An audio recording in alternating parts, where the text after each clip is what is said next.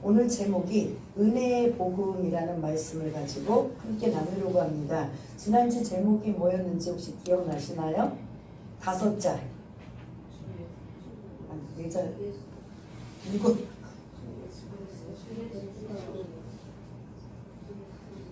일곱 자네요. 역시 젊은 사람이 빠릅니다.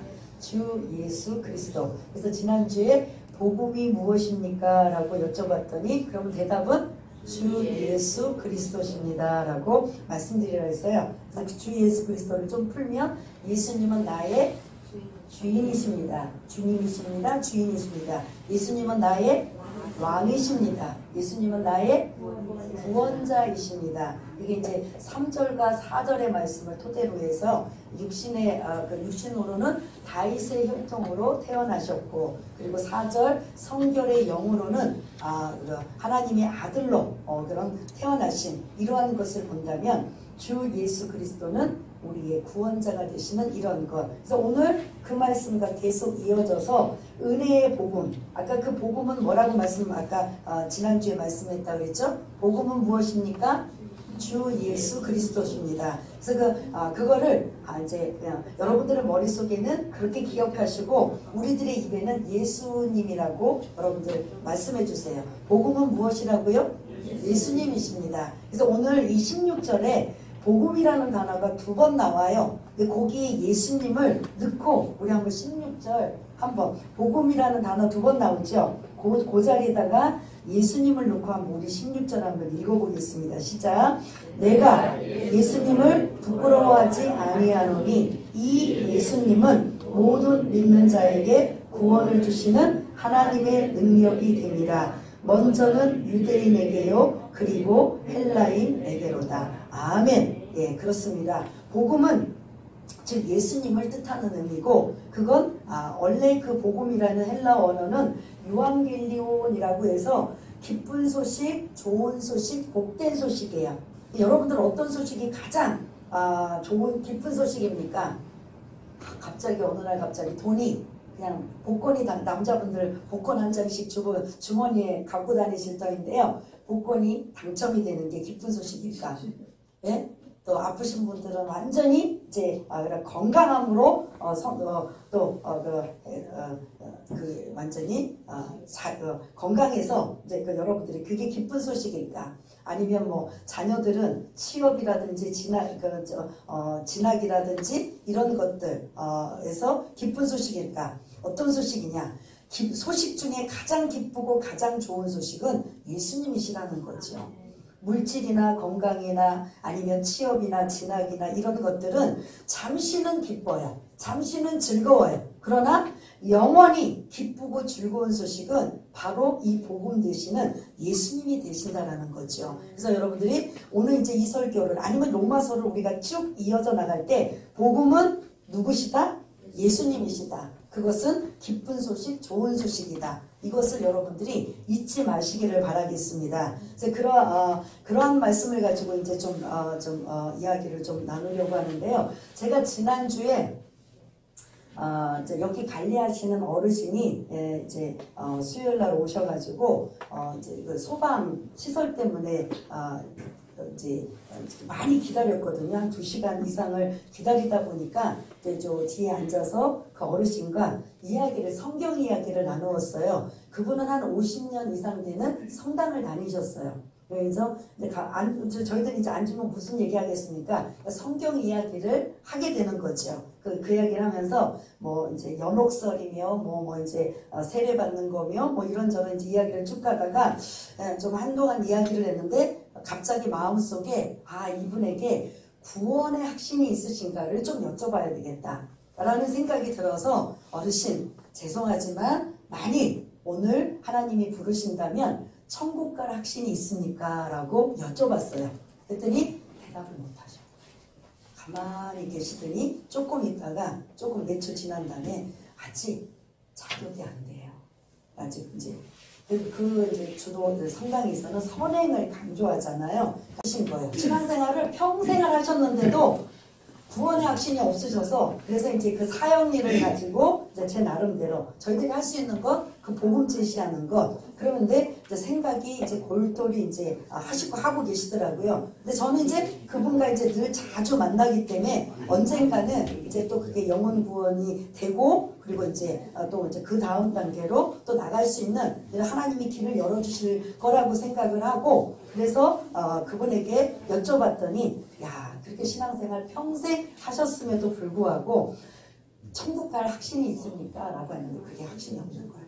근데 뭐 사실은 이 자리에 계신 분들 중에도 구원의 확신이 없는 분들도 없겠지만 혹시 그럴 수도 있다라는 거죠. 내가 만일 오늘이라도 하나님이 나를 부르신다면 천국 갈 확신이 있는가? 이게 있어야 된다라는 거죠. 이게 없다면 이건 여러분들이 다시 신앙 말씀을 다시 배워야 되고 다시 원점으로 처음부터 기초과정부터 다시 알아야 된다라는 거죠. 여러분들 이 시간에 나오셔서 예배를 드리고 하는 이 모든 것들의 밑바탕에 깔린 건 나는 천국 가야 되는 거예요.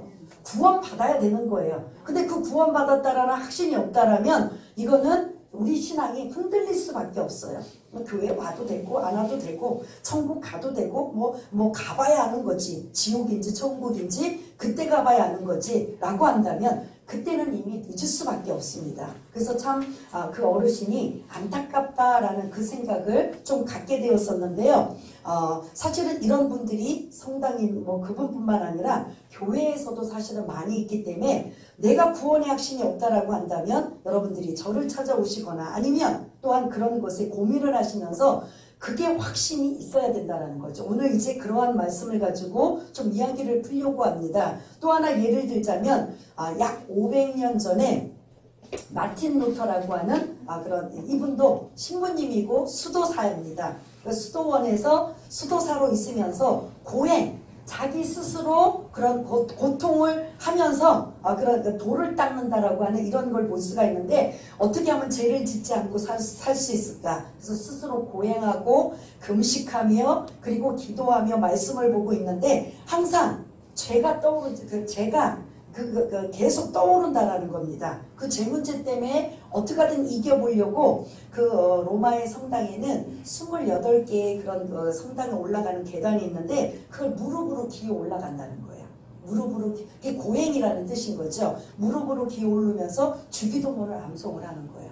하늘에 계신 우리 아버지여 라고 어떻게 하면 내가 의롭게 살 수 있을까? 어떻게 하면 내가 죄 짓지 않고 살 수 있을까? 라는 이러한 마음을 가지면서 해도 늘 그런 죄에 대한 부분들을 이게 정리가 안 되는 거예요. 그리고 죄가 생각나고 죄가 떠오르고 그러면 그때마다 성당은 방법이 있잖아요. 죄를 뭐 하죠?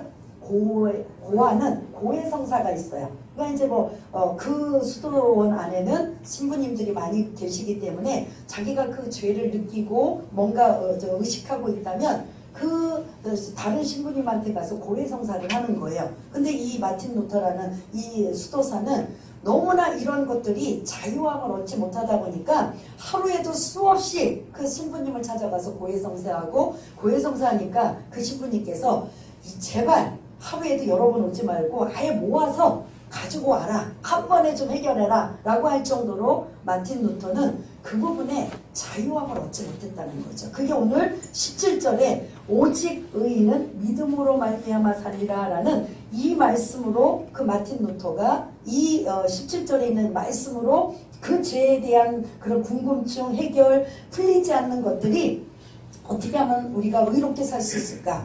그건 선행으로도 안 되고 고행으로도 안 되고 금식으로도 안 된다는 거죠. 그래서 그 의 문제 때문에 그런 괴로워하고 고통스럽고 고민하고 갈등하다가 오늘 이 본문 17절에 있는 오직 의인은 믿음으로 말미암아 살리라는 이 말씀을 가지고 내가 어떤 고행이나 금식이나 기도나 어떤 선행을 가지고 의로워지는 게 아니라 믿음으로 의로워질 수 있다라는 이러한 것. 이제 그런 이야기를 16절에 있는 말씀을 가지고 좀 풀어보려고 합니다. 아까 제가 서론에 말씀드린 것처럼 복음은 누구라고요? 예수님입니다. 그 예수님은 어떤 소식? 기쁜 소식, 좋은 소식이라는 겁니다. 이게 오늘 어떻게 보면 여러분들이 머릿속에 늘 기억을 하고 계셔야 돼요. 우리 하은이도 마찬가지로. 그래서 이 복음, 다른 말로 누구라고요? 예수님, 그거에 대한 말씀을 첫 번째 드릴 텐데 16절 그런 첫 번째 보면 이제 순서를 좀 바꾸려고 합니다. 16절에는 세 가지의 복음에 대한 핵심이 담겨져 있는 걸 볼 수가 있는데 셋째 그런 줄에 보면 구원을 주시는 하나님의 능력이 됩니다 라고 말씀하고 있어요. 복음은 구원을 주시는 하나님의 능력이라는 거죠. 구원이 뭐예요? 물에 빠진 사람, 허우적거리고 다 죽어가는 사람을 살려주면 그게 구원이 되는 거예요. 8원, 9원, 10원이 아니고 그래서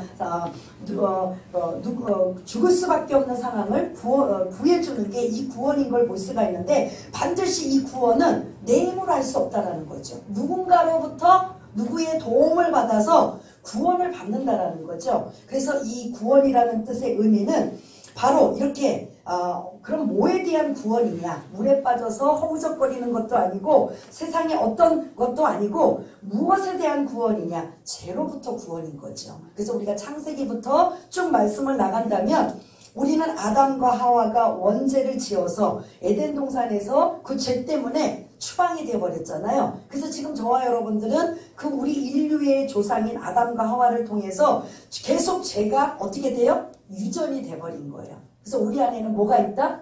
죄가 있다는 거. 근데 그 죄 문제를 우리가 해결할 수가 없는 거예요. 죄 없는 사람이 이 죄 문제를 해결해야 되는데 죄 없는 사람이 이 땅에 존재하는 누구도 아담의 유전자를 가지고 태어났기 때문에 아무리 성인이라 할지고 착하게 산다 할지라도 죄 없는 사람은 아무도 없는 거예요. 근데 반드시 그런 죄 없는 자가 이 그런 죄인을 구원할 수 있는 자격이 있는데 그분은 바로 누구시다? 예수님이시라는 거죠. 그러니까 예수님이 이 땅에 올 수밖에 없는 거예요. 우리의 뭐를 하기 위해서? 죄 문제를 해결하기 위해서. 그래서 그 죄에는 항상 누가 뒤에서 우리를 괴롭히고 고통을 주냐면 사단 마귀가 우리를 계속 괴롭히고 고통을 주고 있는 이러한 모습을 볼 수가 있습니다. 그런 죄 문제를 해결하기 위해서 이 땅에 아까 말씀드린 것처럼 3절에 육신적으로는 다윗의 혈통으로 태어나셨고 그 인간의 몸을 입고 오셨고 그리고 영으로는 하나님의 아들로 오신 그 예수님이 우리 대신 뭐를 지셨어요? 십자가를 지심으로 말미암아 우리의 죄값을 다 지불하신 속량이라는 그러한 단어를 쓰고 있습니다. 우리 죄를 누가 대신 지셨어요? 예수님께서 우리의 죄값을 다 지불하신 그래서 우리는 그 예수님을 믿기만 하면 뭐한다? 구원받는다라는 소리인 거죠. 그래서 항상 우리에게 이 구원에 감춰져 있는 건 죄인인 우리를 그래서 그 죄가 해결되지 않으면 지옥 갈 수밖에 없고 영원히 살 수 없는 이러한 우리를 그리고 사단의 밥 그리고 마귀의 밥이 될 수밖에 없는 우리를 하나님께서 건져주신 걸 구원이라고 한다라는 거죠. 그래서 복음은 구원을 주시는 하나님의 능력이 됩니다 라는 첫 번째 말씀입니다. 그래서 두 번째는 복음은 모든 믿는 자에게 해당이 된다라는 거죠. 많이 배우든 못 배운 자든 아니면 힘없는 자든 아니면 강한 자든 어린아이든 나이 드신 분들 상관없이 모든 자에게 하나님은 이 복음의 길을 열어놓고 계신다라는 거죠. 그래서 이렇게 어린 아기들 그리고 노인들 젊은이들 누구나 남녀노소 막론할 것 없이 복음의 길은 모두가 열려 있기 때문에 그분들이 뭐한다? 그 구원자 되시는 예수님을 받아들이고 그분이 나의 구세주이십니다라고 고백만 하면 우리는 구원받은 하나님의 자격이 될 수 있다는 거죠. 그래서 모든 믿는 자에게 해당됩니다. 세 번째로는 복음은 부끄러운 것이 아닙니다 라는 것을 가지고 말씀드리려고 합니다. 지금 여기 계신 분들은 다 구원받은 자들이에요. 세상에 나가면 저와 여러분들이 복음을 전하기 위해서 그들을 구원하기 위해서 예수에 관한 말씀을 전하지만 여기 계신 분들은 이미 복음을 받아들였고 그래서 구원받은 자고 그리고 이제 천국은 맡아놓으신 구원의 확신을 가진 자라고 저는 믿습니다. 예, 그러한 자들이 이제는 무엇을 해야 되냐면 복음을 부끄러워하면 안 된다는 거죠. 그래서 다른 말로 복음은 예수님을 부끄러워하지 아니하노니라고 지금 언급하고 있는 말씀이거든요. 여러분들이 예를 들어서 오늘 이제 점심 식사 후에 또 전도하러 나가시는데 참 이 전도가 더군다나 이제 여럿이 2명, 3명 여럿이 갈 경우에는 좀 그래도 괜찮은데 혼자 전도하러 다닌다면 이게 참 그 좀 자신감도 떨어지고 또 힘도 또 좀 약해지고 이런 것들을 볼 수가 있어요. 왜냐하면 전도하러 갈 때 여러분들이 혹시 부끄러움을 가진 적은 없었는지 한번 생각해 봐야 된다는 거죠. 왜냐하면 상대방에게 복음 전하면 거절할까봐, 그리고 무시당할까봐, 업신여길까봐, 아니면 욕을 얻어먹을까봐 가진 것들이 생각하다 보니까 내가 자신있게 그 예수에 관한 복음을 전하지 못하는 거예요. 그런데 사도 바울은 오늘 말씀에 나는 복음을, 예수님을 부끄러워하지 않습니다 라고 하는 거예요. 다른 말로 뭐냐면 오히려 더 적극적으로 나는 복음을, 예수님을 자랑스럽습니다 라고 하는 거죠.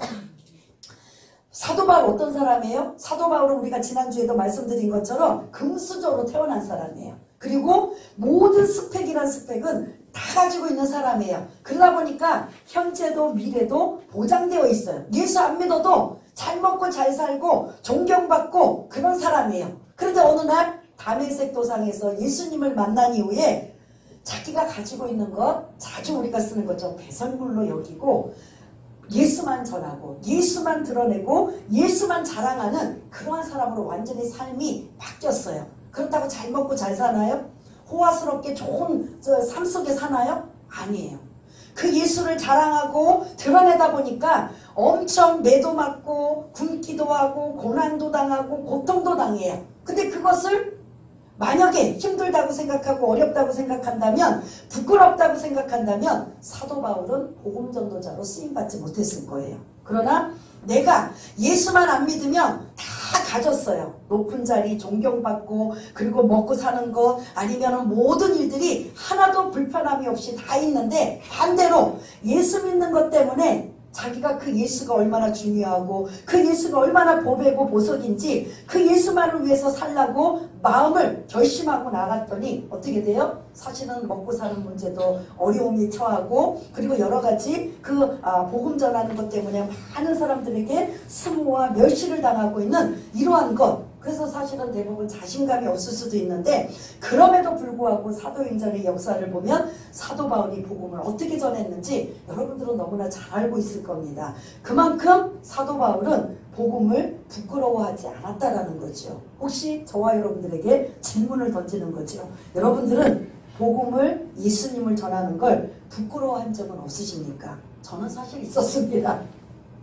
옛날 평신도 때 복음 전하러 다니다 보면 이제 내가 만만한 사람, 내가 이제 친하고 또 그런 아는 사람, 그리고 저도 이제 사람 만나는 거 이렇게 접하는 거를 이렇게 많이 이렇게 잘 못하는 상황이기 때문에 낯선 사람, 그리고 조금 무섭게 생긴 사람, 조금 이렇게 안 받을 것 같은 사람 이러면 이제 내가 주춤주춤 거려서 이렇게 접근을 못하는 이러한 거. 근데 이제 얼굴을 봤을 때 편안하게 보이고 또 내 말을 들어줄 것 같고 이런 사람들을 골라서 복음 전하고 했는데, 지금은 이제 좀 그런 부분들이 많이 떨어졌어요. 그러니까 이전에는 저도 복음을 약간 오늘 부끄러워하는 그런 편에 있었습니다. 그래서 자신감도 떨어지고 거절받을까봐 두렵고, 그리고 이런저런 그런 어떤 때는 욕을 진짜 얻어먹어요. 근데 그러다 보면 또 이제 위기소침해지는 이러한 것을 볼 수가 있는데, 사도 바울은 뭐 이거는 아무것도 아닌 거죠.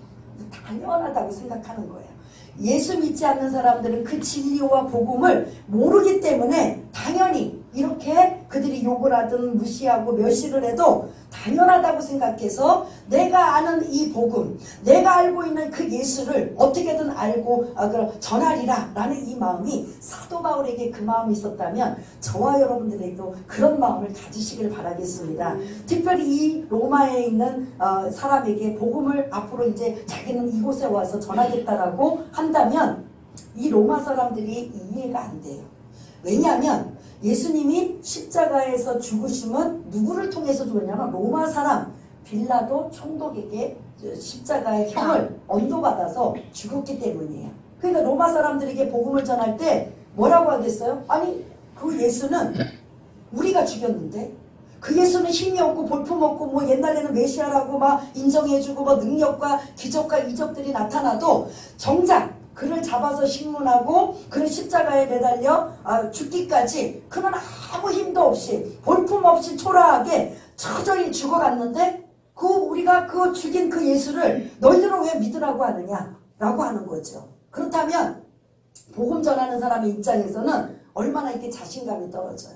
야, 우리 대로마, 힘과 권력을 가지고 있는 로마가 그 예수를 우리가 죽였어. 그런데 어떻게 그 예수를 믿으라는 거야? 라고 한다면 이게 참 생각이 많아지는 거죠. 이건 로마 사람들이 만일 그런 생각을 하고 있다면 이 육적인 생각이고, 예수님이 이 땅에 오신 목적은 십자가에 사실은 죽으러 오신 거거든요. 무엇 때문에? 죄값을, 우리의 죄값을 지불하기 위해서, 치르기 위해서 오셨기 때문에 예수님은 단지 그 로마의 그런 이끌림을 받아서 십자가 누군가가 죽여야 되는데 그게 바로 빌라도였더라는 거죠. 그 빌라도가 로마 사람이잖아요. 군인이잖아요. 총독이잖아요. 그 사람에 의해서 십자가에 매달려 죽은 이 영적인 의미를 그들은 모르기 때문에 세상적으로 말한다면 우리 대강력한 로마가, 힘과 권력을 가진 로마가 그 볼품없고 초라하게 십자가에 죽은 그 예수를 우리에게 믿으란 말인가? 라고 이렇게 말할 수 있는 거예요. 그럼에도 불구하고 사도 바울은 그 예수는 그런 의미의 예수가 아니라 우리를 구원하시기 위한 그 예수입니다 라는 그런 복음을 여러분들은 전하고 알려야 된다는 거죠. 사실은 이 세상은 로마와 같은 힘과 권력을 가지고 있어요. 여러분들이 복음을 전하면 사람들이 대부분 어떻게 되면 아래오로 싹 훑어봐요. 뭔가 복음을 전할 만한 자격을 갖춘 자인가. 이제 안 그런 분들도 계시지만 대부분 이제 복음 전하라면 그냥 무시하고 그냥 귀찮다고 하기도 하지만 조금 이제 또 관심을 가지고 있는 사람은 이제 전도자부터, 그래서 이제 복장부터 사실은 좀 신경을 써야 돼요. 이 사람이 좀 그래도 배운 사람인가, 좀 가진 사람인가, 이런 것들을 이제 이렇게 저렇게 이제 느끼게 되는데, 그렇게 전혀 예수를 모르는 사람들 앞에 복음을 전할 때는 그 사람들이 일단 모르기 때문에 우리를 욕을 할 수도 있고 업신여길 수도 있고 무시를 당할 수도 있고 갖은 방법들에 그런 순환을 당할 수 있어요. 그러나 우리는 그것이 여러분들이 거기에 장애가 되고 제약이 된다면 우리는 전도할 수가 없습니다. 왜냐하면 나만 천국 가는 게 아니라 모든 사람들에게 하나님이 길을 열어주셔서 그 길을 우리에게 복음 전도자로 우리가 쓰임을 받는다면 그들이 듣든지 안 듣든지 우리는 씨를 뿌리면 되는 거죠. 그래서 복음을 전하여서 그게 반드시 오늘 세 번째 줄 보면 구원을 주시는 하나님의 뭐가 된다고요? 능력이 된다라는 거죠. 오늘 또 전도하러 나갔는데 씨만 뿌렸어. 그래서 그게 거두지를 못해가지고 여러분들이 그냥 어깨가 축 처져서 오실 필요가 없다라는 거죠. 반드시 그 씨는 언젠가는 하나님의 능력으로 거둬들인다라는 걸 잊지 마시기를 바라겠습니다. 그런데 전파하는 자가 없는데 어떻게 들을 수 있으리요? 라고 이제 앞으로 이제 로마서에 이제 계속 나올 건데요. 이러한 말씀을 본다면 저와 여러분들은 복음을 부끄러워하는 것이 아니라 오히려 더 적극적으로 뭐를 해야 된다? 자랑스럽게 여겨야 된다라는 걸 잊지 마시길 바라겠습니다. 그래서 오늘 여러분들한테 강조하는 건 나는 지금 구원의 확신을 가지고 있는가? 내가 오늘이라도 아니면 언제라도 주님이 나를 부르신다면 나는 천국 갈 확신이 있는가? 이걸 여러분들이 먼저 생각해요. 그러면 어떻게 가야 되지? 난 예수 믿으니까 가는 거잖아 라고 할 수 있지만 그거를 여러분들이 확신할 건 나의 죄값을 누가 대신 지불하셨어요? 예수님이 십자가에서 죽으시면서 지불하셨다. 이거를 여러분들이 아시면 사단이 우리 생각을 너무나 잘 알고 있기 때문에 꼬드겨요. 네가 한 죄가 있는데, 네가 한 것이 있는데 천국 가기는 무슨 천국 가? 너는 죄인이잖아 라고 하면서 막 이런 죄 저런 죄를 막 생각나게 하고 정죄하고 막 만들어 놓을 때 우리가 약해져요. 그럴 때마다 어떻게 하나 천국 갈 확신이 없어져 버려요. 그러나 나는 죄인이지만 예수님께서 나의 죄를 대신 치러주셨기 때문에 그 죄값으로 인해 나는 구원받는다. 나는 못 가. 그러나 예수님 때문에 갈 수 있는 거야. 라고 여러분들이 담대히 말씀할 수 있는 구원의 확신을 가져야 된다는 거죠. 그 다음에 그렇게 구원의 확신을 가지고 복음을 받아들였다면 이제 여러분들은 무엇을 하냐면 복음을 부끄러워하지 않는 저와 여러분들이 되시기를 바라겠습니다. 예수님을 전하는 게 부끄럽다. 이러면 나중에 예수님 만났을 때 어떻게 할 거예요? 야, 너 나 전하는데 부끄러웠냐? 라고 한다면 우리가 지금 안 가봐서 그렇잖아요. 요한계시록에 이미 천국의 강경 이러한 것들을 우리가 다 이미 말씀드리고 이제 로마서로 들어왔는데 안 가봤다라고 해서 거기서 여러분들이 말문이 막히면 안 되는 거예요. 믿음이라는 거죠. 오늘 17절에 보면 오직 의인은 믿음으로 말미암아 살리라 라는 거죠. 믿음이 전제가 돼야 되는 거예요. 믿음으로 성경 말씀이 믿어져야 되고 그 예수님이 나를 위해서 오셨다라는 게 믿어지고 그 예수님이 나의 죄값을 지불하셨다라는 게 믿어지고 이제 나는 그 예수님 때문에 구원받아서 하나님의 자녀가 되고 천국 백성이 되었다라는 걸 여러분들이 뭘로? 믿음으로 믿어져야 되는 거죠. 그래서 믿음이 필요하다라는 거예요. 지금 저와 여러분이 이 땅에서는 믿음 가지고 살아야 되는 거예요. 믿음은요 눈에 보여주고 그 보여준 것 가지고 믿어라고 해서 안 믿는 사람이 어디 있어요. 그러나 이 보배와 같은 진주와 같은 보석과 같은 이 말씀을 믿어라 라고 성경에서 말씀하고 계시면 저희들은 뭐 해야 돼요? 믿어야 되는 거죠. 안 믿어지는데요. 안 믿어지는데요. 그러면 그 부분 갖고 여러분들이 성령님의 도우심을 받아서 하나님 믿어지게 해주세요. 그 체험이 있어야 부끄럽지 않다라는 거죠. 사도 바울은 다메섹에서 그 예수님을 만났기 때문에 이제 두렵지가 않아요. 그 체험 신앙을 가지고 살아가는 거예요. 그래서 내가 언제라도 이방인의 사도로 부르심을 받았기 때문에 내가 가진 것들은 다 배설물로 여기고 온전히 영혼 구원하는 데만 그의 일생을 다 걸었던 걸 볼 수가 있습니다. 여러분 그런 것처럼 저와 여러분들이 부끄럽지 않은 이러한 가지려면 체험 신앙이 있어야 되는 거죠. 내가 만난 예수님, 내가 경험한 예수님, 그리고 어떤 여러 가지 다방면으로 여러분들의 말씀을 통해서 기도를 통해서 꿈과 환상과 여러 가지 다방면을 통해서 여러분들이 그 체험만 있으면 체험 가지고 여러분들이 예수님을 전할 수가 있는 거예요. 부끄럽지 않고 더 적극적으로 자랑스럽게 하나의 예만 드리고 이제 마치려고 합니다. 요한복음 4장에 보면 수가성 여인이 나오잖아요. 그 여인은 그 더운 체감 온도가 막 40도 50도가 되는 그 상황에 물을 길러 와야 돼요. 반드시 여인들이 물을 길러 오는데 대부분의 물을 길려면 힘들고 어렵잖아요. 우리 옛날처럼 우물가가 그 동네에 멀리 있잖아요. 그러면 물을 이고 오려면 그 더운 날씨에 누가 가겠습니까? 아침에 일찍 가든지 아니면 저녁 때쯤 가든지 선선할 때 보통 그 물을 길러 가는데 이 여인은 남이 전혀 이스라엘 같은 경우 이 중동 지방은 한낮은 너무 뜨겁고 더우니까 아예 사람들이 안 돌아다녀요. 그냥 집에서 쉬고 있어요. 그러다가 저녁에 일어나든지 아침 일찍 일어나는 이러한 걸 볼 수가 있는데 이 요한복음 4장에 나타나는 이 수가성 여인은 그렇게 남들 다 쉬고 있는 대낮 가장 뜨거운 체감온도 50도 이상 되는 그때 양동이를 들고 그리고 물을 길러 나오는 거예요. 왜요? 사람들을 만나는 게 싫어서, 사람들의 눈총이 따가워서, 사람들이 늘 하면서 손가락질하고 늘 무시당하는 것 같고, 그래서 그 사람들을 피하기 위해서 그래서 그 여인은 그 사람들이 아무도 활동하지 않는 가장 뜨겁고 더운 시간에 물을 길러 나가는 거죠. 그래서 우물가에 물을 길러 갔는데 예수님이 거기 기다리고 계시는 거죠. 누구를? 이 여인을 만나기 위해서.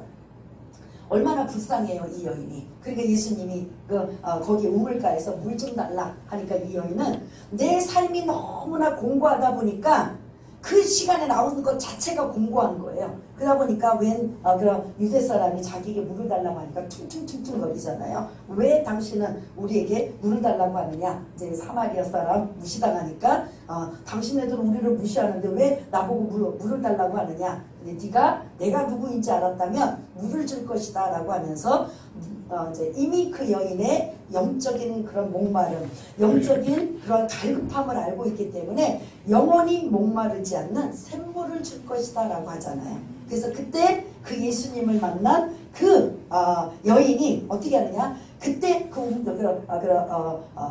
마을로 뛰어 들어가잖아요. 그래서 와서 보시오, 여기 메시아가 오셨습니다.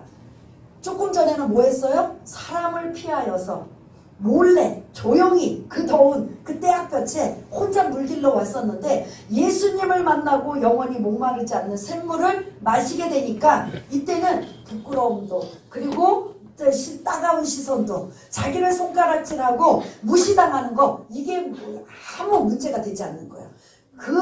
동네 사람들을 향해서 오히려 두드리고 다니면서 와서 보시오 와서 보시오 여기 메시아가 오셨습니다. 영원히 목마르지 않는 그러한 생물을 주시는 이 메시아가 오셨으니 오십시오라고 부끄러워하지 않고 자랑스럽게 담대하게 오히려 자기를 손가락 잡고 무시하고 업신여겼던 그 사람들을 향해서 와서 보십시오 와서 보시오라고 와보라 정도를 하고 있잖아요.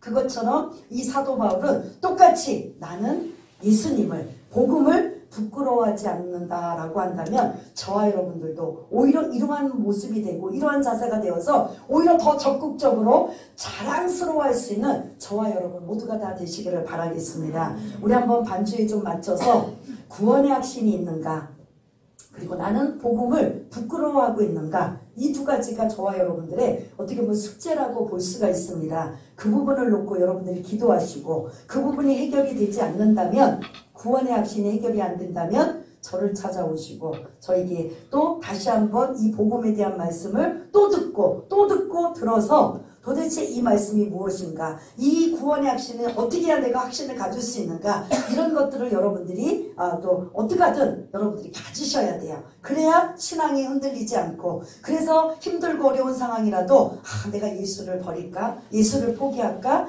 예수를 내가 고만둬버릴 것들이 없다라는 거죠. 어떤 상황이라도 나는 구원받은 자로서 확신을 가지면 내가 남은 생에 어떻게 하든 내가 믿음이 흔들리지 않고 이제 나만 믿는 게 아니라 다른 사람들에게도 복음을 전할 수 있는 이런 자가 되어야 된다라는 이런 사람이 죄를 범하였음에 하나님의 영광에 이르지 못하더니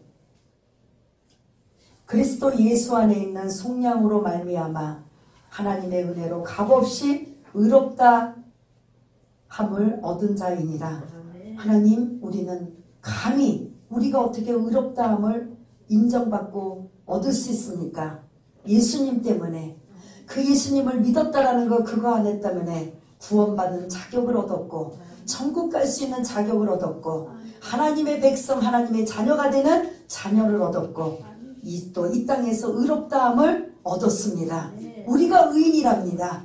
죄인인 우리가 의인으로 바뀌어지는 신분이 바뀐 그건 바로 예수님이 우리의 죄값을 대신 지불하시고 십자가에 죽으신 그 예수님을 믿었더니 나머지 길이 열리는 이런 은혜와 복을 누린 것을 우리가 잊지 않고 그 은혜와 복을 누린 것을 우리만 누릴 것이 아니라 세상에 아직도 이 복음을 모르는 자들에게 부끄러워하지 아니하고 자랑스럽게 전하는 자가 될 수 있도록 주님 도와주시옵소서. 모든 것 감사드리오며 사랑이 많으신 우리 주 예수 그리스도 이름으로 기도드리옵나이다. 아멘.